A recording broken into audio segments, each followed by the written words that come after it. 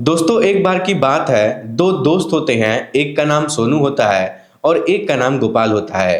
दोस्तों ये दोनों ना गांव-गांव, गली-गली घूमकर सब्जी बेचने का काम करते थे। तभी दोस्तों एक दिन एक महिला उनके पास आती है सब्जी खरीदने के लिए और सब्जी का जो रेट है वो मोल भाव करने लगती है। वो कहने लगती है कि भैया आप सब्जी बहुत महंगा दे रहे हैं, थोड़ा सा कम रेट पर करिए। अब दोस्तों इस तरीके से ना लगभग 2 मिनट तक वो महिला उन सब्जी वालों से बात करती रहती है। उसके बाद वो महिला सब्जी खरीदती है और खरीद कर अपने घर के अंदर चली जाती है। तभी दोस्तों जो सब्जी वाला गोपाल होता है वो अपने दोस्त का चेहरा लगातार देखने लगता है और फिर अपने दोस्त सोनू से कहता है कि भाई मुझे तो यकीन ही नहीं हो रहा है कि ये महिला तो बिल्कुल तुम्हारी पत्नी की तरह दिखती है। उसी की तरह इसका चाल चलन है, उसी की तरह बात करती है और उसी की तरह ये पैसे का मोल भाव भी कर रही है। मुझे तो लगता है कि यही तुम्हारी पत्नी है। तब दोस्तों उसका दोस्त सोनू कहता है कि गोपाल भाई एक बात बताओ मुझे, ऐसा कैसे हो सकता है? तुम तो जानते ही हो कि मेरी पत्नी को मरे हुए 7 साल बीत चुके हैं और तो और उसके मौत के इल्जाम में हम दोनों कई सालों तक जेल के अंदर अपनी सजा काटे हैं। तो आखिर वो मेरी पत्नी कैसे हो सकती है और वो जिंदा कैसे हो सकती है? मुझे तुम्हारी बात पर भरोसा नहीं हो रहा है। तभी दोस्तों जो उसका दोस्त गोपाल होता है ना, वो सोनू के पीछे ही पड़ जाता है और कहता है कि देखो भाई, मुझे जानना है कि वो महिला कौन है, क्योंकि मैं पूरे 100% दावे के साथ कह सकता हूँ कि वही तुम्हारी पत्नी है जिसकी मौत की सजा हम लोग जेल में रहकर काट कर आए हैं। शायद वो अभी जिंदा है और हम लोग को चूतिया बना रही है। आखिर दोस्तों ये दोनों लोग ना मिलकर उस महिला के बारे में बहुत सारी जानकारी इकट्ठा करते हैं, बहुत सारा जांच पड़ताल करते हैं। तो आखिरी में इन दोनों को लास्ट में पता चल जाता है कि जो महिला है वो कोई और नहीं है, बल्कि जिसके कत्ल के इंजाम में ये दोनों जेल में रहकर कई सालों तक सजा काटे थे, वो महिला कोई और नहीं थी, बल्कि वो महिला सोनू की पत्नी थी। लेकिन दोस्तों जब ये बात सोनू को और गोपाल को पता चलता है कि सोनू की पत्नी अभी जीवित है, वो मरी नहीं है, तो दोस्तों ये दोनों लोग ना दौड़ते भागते थाने पर पहुंच जाते हैं और उसके बाद थाने के माध्यम से जो भी कुछ होता है ना, सच में आप लोग सोच भी सकते हैं। क्योंकि दोस्तों इस घटना में ना सिर्फ सोनू और गोपाल की जिंदगी बर्बाद हुई है, बल्कि दोस्तों और भी कई सारे मासूम लोगों की जिंदगी बर्बाद हो गई है और बहुत सारे लोगों को, मासूम लोगों को बलि का बकरा बनाया गया है। क्योंकि दोस्तों आजकल ना इस जमाने में मासूम लोगों को कुछ इसी तरीके से फंसाया जा रहा है और दोस्तों उनकी जो पूरी जिंदगी है ना वो एकदम से बर्बाद कर दी जा रही है। दोस्तों इस कहानी से आपको एक बहुत बड़ी और बहुत अच्छी सीख मिलने वाली है, इसलिए आप लोग इस कहानी को पूरा जरूर सुनिएगा। लेकिन दोस्तों वीडियो में आगे बढ़ने से पहले आप लोगों से एक छोटा सा रिक्वेस्ट है कि अगर आप लोग हमारे चैनल पर पहली बार विजिट किए हैं तो चैनल को सब्सक्राइब कर लीजिए, वीडियो को लाइक कर दीजिए, ताकि जो मेरा हौसला है वो और भी ज़्यादा बढ़ता रहे और भी ज़्यादा इंटरेस्टिंग कहानियाँ ऐसे ही मैं आप लोग को सुनाता रहूँ। दोस्तों ये सच्ची घटना राजस्थान की है और वहीं पर मेहंदीपुर वाले बाबा जी का मंदिर है, वहीं की ये घटना है। एक दिन की बात है, एक सूरज प्रसाद गुप्ता नाम के व्यक्ति होते हैं और उनकी पत्नी होती है जिनका नाम उर्मिला देवी होता है और उनकी एक बेटी होती है जिनका नाम आरती होता है। ये अपने परिवार के साथ मेहंदीपुर बालाजी मंदिर में भगवान जी का दर्शन करने के लिए गए हुए थे। दोस्तों ये तीनों लोग ना बहुत अच्छे से मंदिर के अंदर जाते हैं, दर्शन करते हैं और बाहर निकलते हैं तो जो मार्केट लगा होता है, बाजार लगा होता है, उसमें घूमने लगते हैं और घूमते घूमते एक धर्मशाला के पास जाते हैं। तो वहीं पर इनको कुछ किताबों की दुकान दिखाई देती है, कुछ तस्वीर बेचने वालों की दुकान दिखाई देती है। तो दोस्तों राजकुमार गुप्ता की जो बेटी होती है ना, वो मेहंदीपुर वाले बालाजी का फोटो खरीदने के लिए एक दुकान पर जाती है। अब दोस्तों इसी दौरान ना उस दुकान पर दो लड़के बैठे हुए थे, वो फोटो वगैरह बेच रहे थे। तो उनमें से एक का नाम गोपाल होता है और दूसरे का नाम सोनू होता है। लेकिन दोस्तों मैं आपको बता दूं ना कि जो सोनू था वो बातचीत करने में बहुत तेज तड़ाक था और ग्राहकों की मानसिकता को समझता था, उनकी मानसिकता को पढ़ लेता था।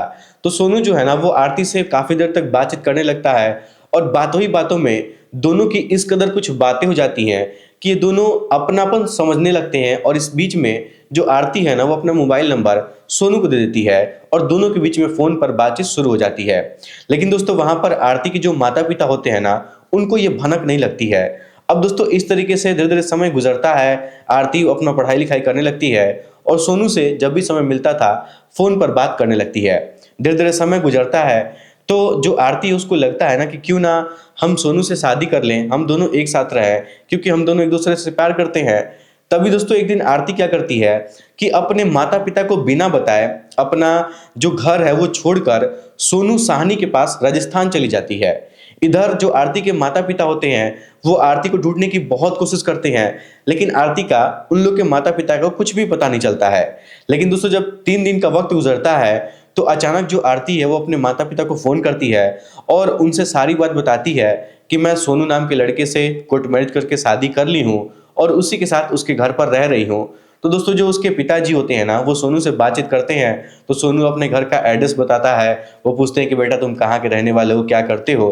तो सोनू उसके पिताजी को सब कुछ बता देता है। तो आरती के जो पिताजी होते हैं ना वो सोनू से मिलने के लिए मेहंदीपुर बालाजी जाते भी हैं, उसके घर वालों से मिलते भी हैं, सब कुछ ठीक होता है। तो आरती के पापा ये चीज मान जाते हैं कि चलो ठीक है, अब मेरी बेटी शादी कर चुकी है। वो अलग बात है कि लव मैरिज की है, उनके मर्जी से नहीं की है, तो उसके पापा उसको कुछ बोलते नहीं है और हंसी खुशी इन दोनों को एक साथ रहने की इजाजत दे देते हैं। इधर दोस्तों जो आरती होती है ना जब अपना घर छोड़कर सोनू के पास उसके गांव में उसके घर में राजस्थान रहने के लिए चली जाती है, तो सोनू अपने माता पिता से जाकर सारी हकीकत के बारे में बताता है।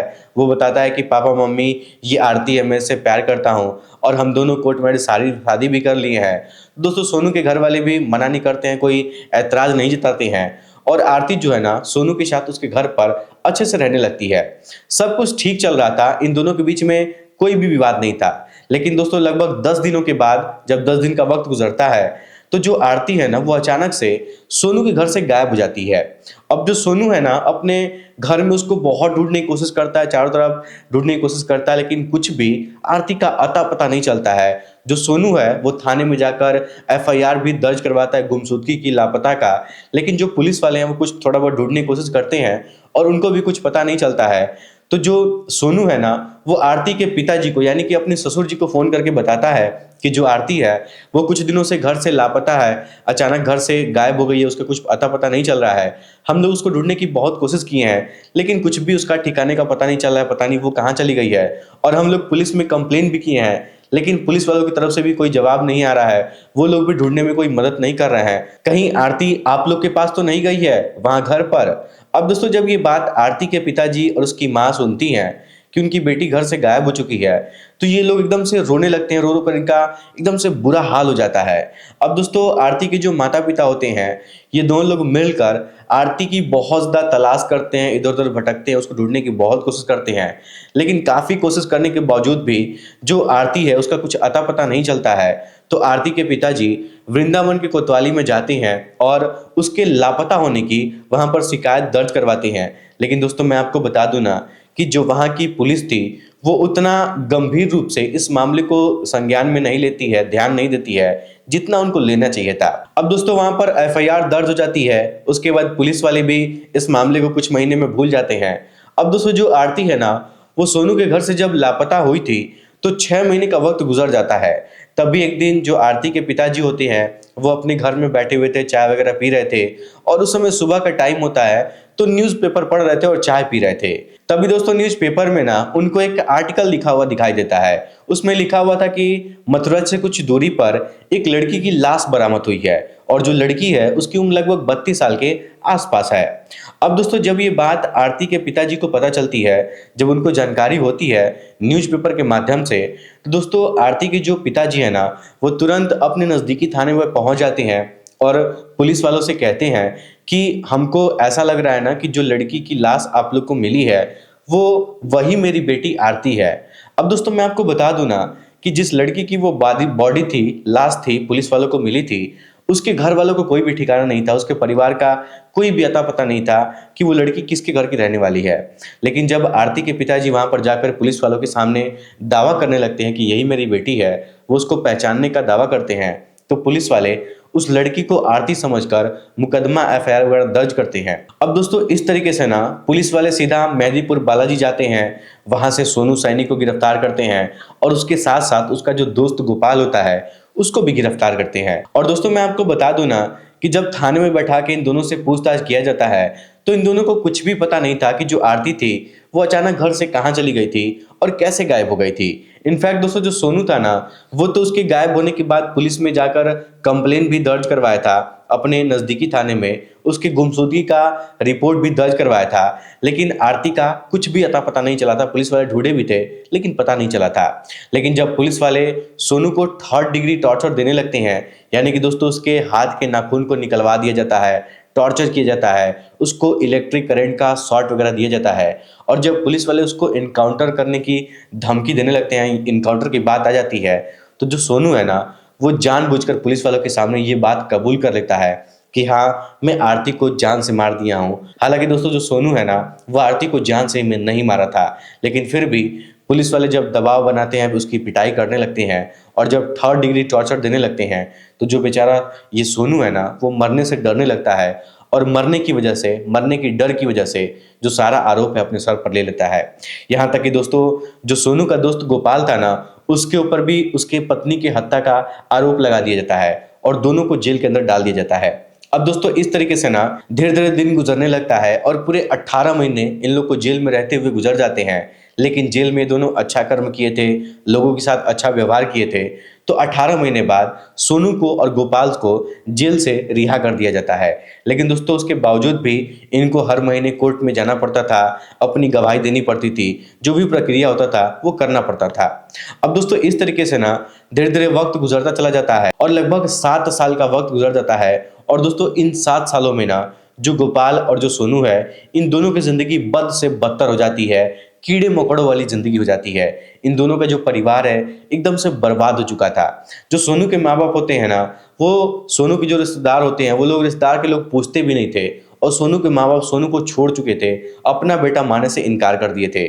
और दोस्तों यही हाल उसके दोस्त गोपाल का भी हो गया था।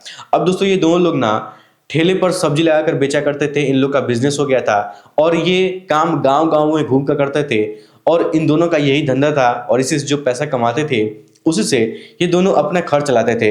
ये दोनों एक कमरा किराए पर लिए थे, एक साथ रहते थे। तभी दोस्तों ये दोनों लोग ना एक दिन राजस्थान के एक गांव में पहुंच जाते हैं और घूम घूम कर ठेले पर जो है सब्जी वगैरह बेचने का काम करने लगते हैं। तभी दोस्तों अचानक से ना एक महिला इसके ठेले के पास आती है और कुछ देर तक बातचीत करती है, सब्जी का मोल भाव करने लगती है और फिर अपना जो भी सब्जी खरीदना होता है वो सब्जी खरीदती है और वहां से अपने घर के अंदर चली जाती है। तभी दोस्तों जो गोपाल है ना, वो सोनू से कहता है कि सोनू, मुझे लगता है कि ये तुम्हारी पत्नी है, क्योंकि ये तो उसी की तरह बात करती है, उसी की तरह मोल भाव कर रही थी, उसी की तरह चलती है। तब दोस्तों सोनू कहता है ना कि नहीं गोपाल, ऐसा कैसे हो सकता है, हम दोनों जानते हैं कि हमारी जो पत्नी है वो 7 साल बीत चुके हैं उसको मरे हुए और हम लोग जेल में उसी के चक्कर में सजा काट कर आए हैं, फिर वो जिंदा कैसे हो सकती है। अब दोस्तों इसी बात पर इन दोनों के बीच में बहुत ज़्यादा कहासुनी हो जाती है, डिस्कशन शुरू हो जाता है।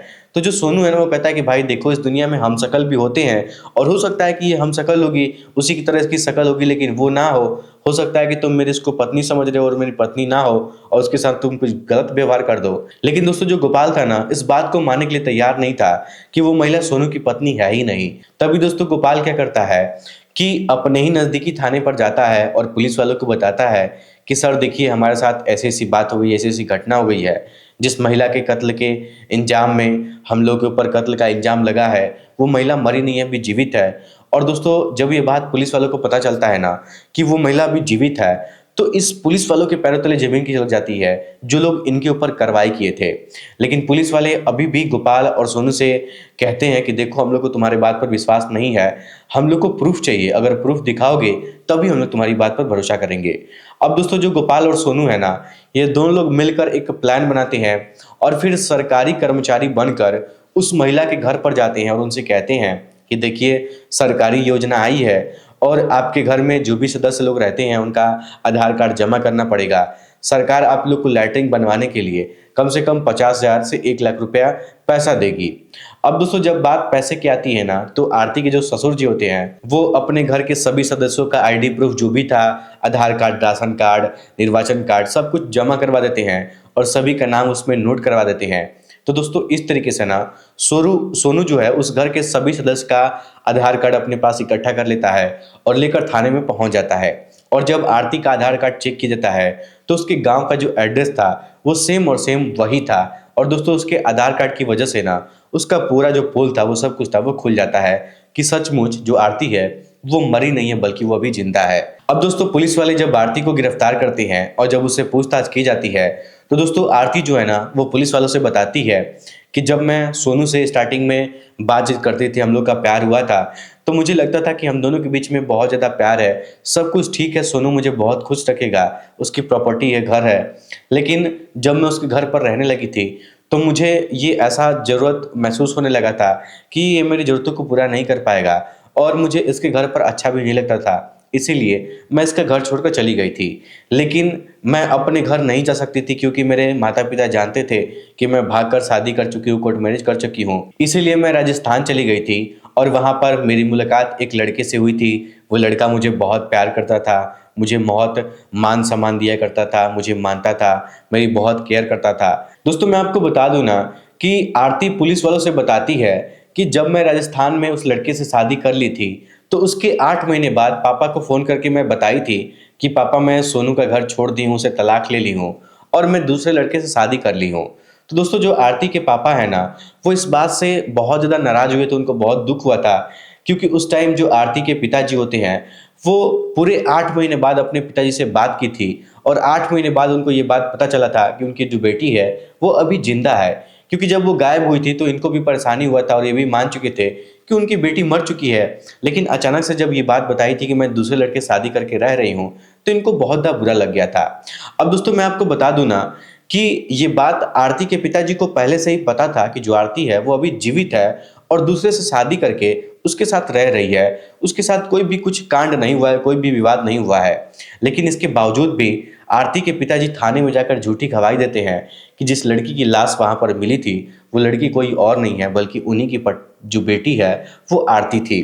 अब दोस्तों अगर आरती के पिताजी थाने में जाकर झूठी गवाही नहीं दिए होते, अब उनके मन में पता नहीं क्या चला होगा, वो जाकर गवाही दे दिए होंगे, तो जो पुलिस वाले हैं ना वो आरती के पति को सोनू को और उसके दोस्त गोपाल को गिरफ्तार नहीं किए होते अगर वो झूठी गवाही नहीं दिए होते तो, और उनके ऊपर कार्रवाई भी नहीं होता। दोस्तों आप लोग सोच सकते हैं कि सिर्फ एक छोटी सी गलती की वजह से इन दोनों को कई सालों तक जेल के अंदर रहकर सजा काटनी पड़ी है। लेकिन दोस्तों कहीं ना कहीं देखा जाए तो पुलिस वालों की बहुत ज़्यादा लापरवाही है, बहुत ही ज़्यादा लापरवाही है। क्योंकि दोस्तों जब उस लड़की की बॉडी मिली थी तो उसका पोस्टमार्टम करवाना चाहिए था, उसका डीएनए टेस्ट करवाना चाहिए था, उसके बाप से मैच करवाना चाहिए था, पिताजी से, ताकि वो उनकी बेटी है कि नहीं है। तब जाकर सोनू को और उसके दोस्त को वो ये सब पकड़ते, गिरफ्तार करते। लेकिन सिर्फ छोटी सी गलती की वजह से, छोटी सी लापरवाही की वजह से इन दोनों की ज़िंदगी बर्बाद हो गई है और इनके पीछे पीछे इनके परिवार वालों की ज़िंदगी बर्बाद हो गई है। इनफैक्ट इनकी भाई बहन थे, उनकी भी ज़िंदगी बर्बाद हो गई है। दोस्तों इस पूरी घटना को सुनने के बाद आप लोग क्या कहना चाहेंगे?